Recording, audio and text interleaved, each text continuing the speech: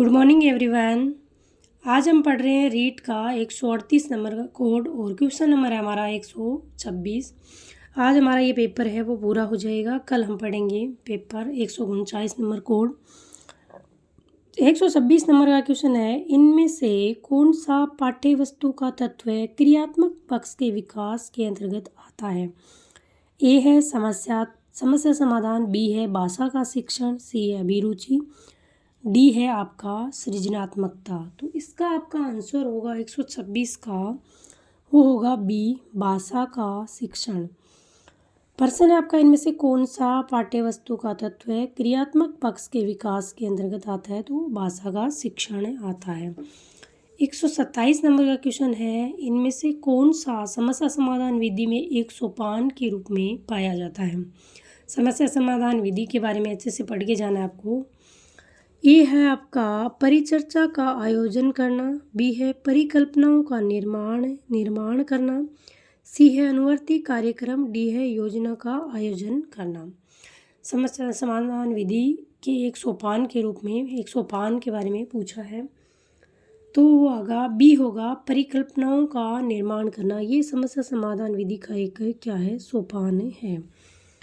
अगला क्वेश्चन है 128 नंबर का क्वेश्चन है, वो आपका है शैक्षणिक कार्यों में एक रस्ता को कम करने के लिए मूल्य अवसर प्रदान करते हैं। सौंदर्यात्मक, विषयी, व्यावसायिक, मनोरंजनात्मक। तो इसका आंसर होगा डी, आपका मनोरंजनात्मक होगा।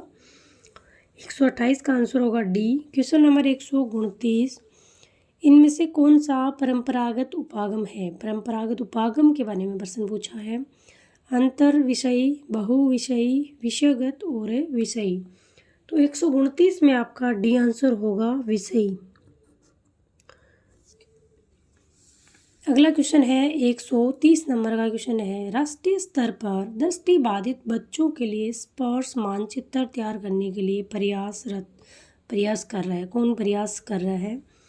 तो 130 में होगा आपका बी, NCERT। जो NCERT है आपकी राष्ट्रीय स्तर पर NCERT दृष्टिबाधित बच्चों के लिए स्पर्श मानचित्र तैयार करने के लिए प्रयास करें। जो दृष्टिबाधित हैं, जो देख नहीं सकते हैं, उन बच्चों के लिए NCERT मानचित्र स्पर्श करके उन चीज़ों को सीख सके, इस प्रकार का मानचित्र तैयार कर रही है। तो ये पर्सन इस प्रकार के क्वेश्चन आते हैं पेपर में, तो आपको ध्यान रखना है। अगला क्वेश्चन है 131 नंबर का क्वेश्चन है हमारा, वो है शब्दावली खोज तालिका को मिलान कीजिए। एक तरफ आपके कॉलम ए और कॉलम बी को मैच करना है। एक तरफ दे रखा है ए में राष्ट्रीय एकता, बी में औद्योगिक क्रांति, सी में औद्योगिक विकास, डी में संविधान।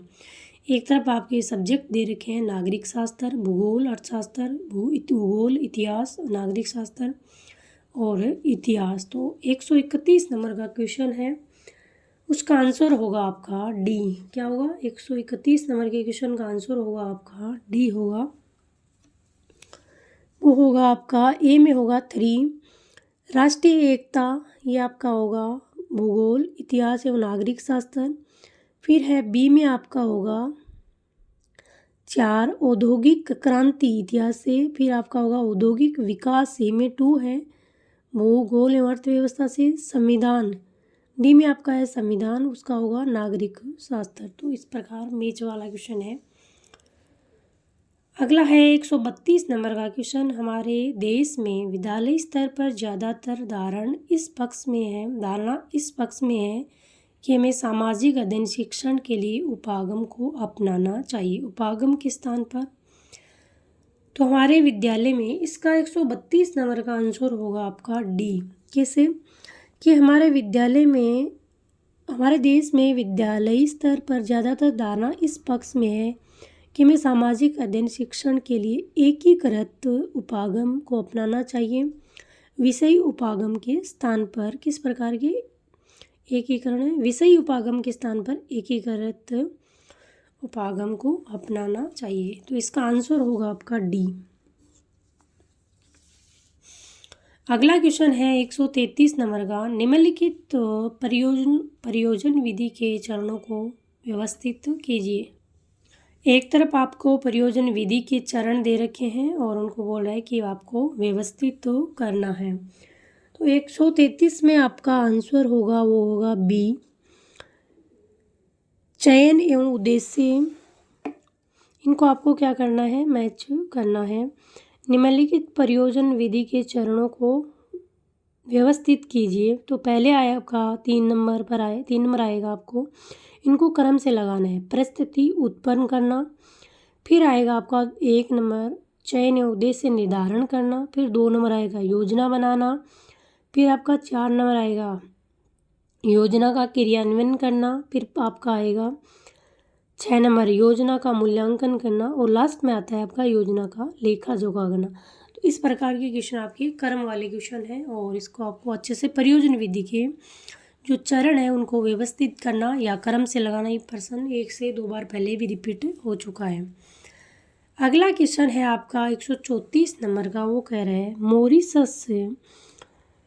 मोरिसन द्वारा दिए गए बौद्ध स्तर की शिक्षण व्यवस्था के 5 सोपानों का सही क्रम में रखें। इनको भी क्या करना है, मोरिसस के जो बौद्ध स्तर की शिक्षण व्यवस्था के 5 सोपान दे रखे हैं, बोल रहा है कि उसको भी व्यवस्थित कीजिए। तो इसका आंसर तो होगा 134 का आपका डी आंसर होगा।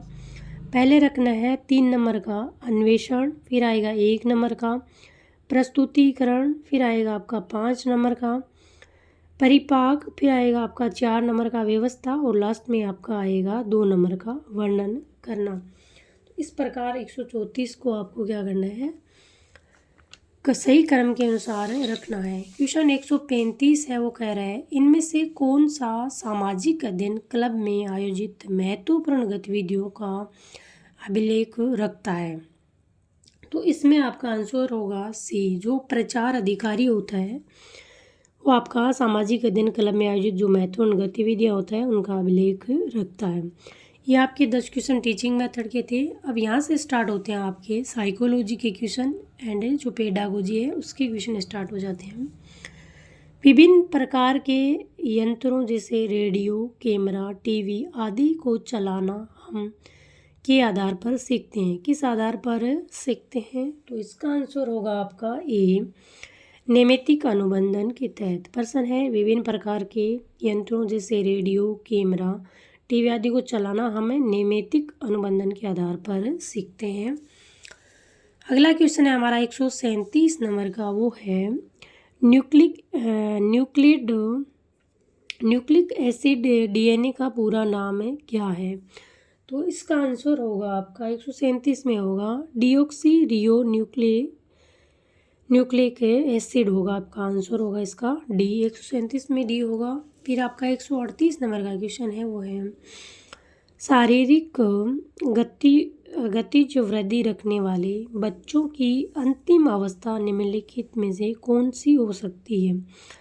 पर्यटक, कवि, राजनीतिक नेता या नर्तक। तो इसमें आपका आंसर होगा नर्तक, 138 में डी आंसर होगा। फिर आपका 139 नंबर का क्वेश्चन है अधिगम अक्षम बालक की प्रमुख विशेषता कौन सी है। अतिक्रिया प्रवृत्ति, सामवेगिक अस्थिरता, अवधान में कमी, ये सभी।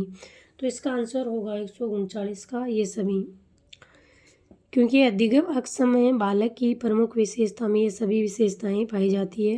अति क्रिया प्रवृत्ति पाई जाती है, अवधान में कमी और सामवेगिक अस्थिरता पाई जाती है। 140 नंबर का क्वेश्चन है पावलोव द्वारा किए गए प्रयोग में CS किसे इंगित करता है। भोजन को, लार को, घंटी की ध्वनि को, भूख को। तो ये घंटी की ध्वनि को। CS किसको इंगित करता है, तो ये घंटी की ध्वनि को इंगित करता है। अगला क्वेश्चन है 141 नंबर का, वो है आपका किसके अनुसार बुद्धि वही है जो बुद्धि परीक्षण मापता है। एक बुद्धि वाले चैप्टर से परिभाषा आपकी पूछी गई है।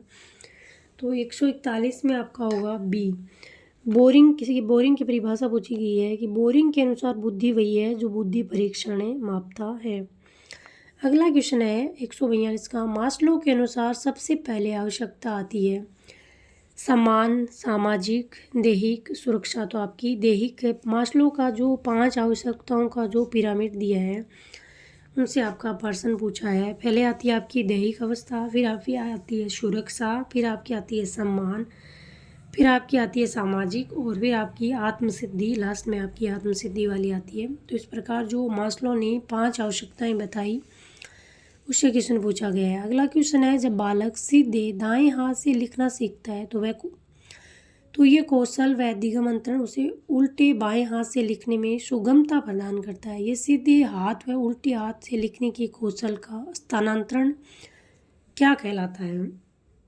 तो ये 143 में आपका आंसर होगा द्विपार्श्विक अधिगम स्थानांतरण।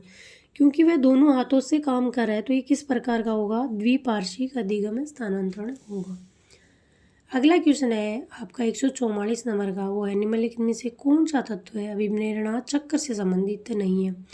आवश्यकता, अंतर्नोद, संवेग और प्रोत्साहन। तो आपको पता है आवश्यकता, अंतर्नोद, प्रोत्साहन है। नीड, ड्राइव और इनिशिएटिव ये आपके अभिप्रेरणा चक्र के भाग हैं, संवेग नहीं है। अगला क्वेश्चन है आपका 145, किस प्रकार के अनुबंधन अधिगम के लिए सर्वाधिक प्रभावी है? विलंबित, सहकालिक, अवशेष, पश्चगामी। तो 145 में आपका आंसर होगा विलंबित।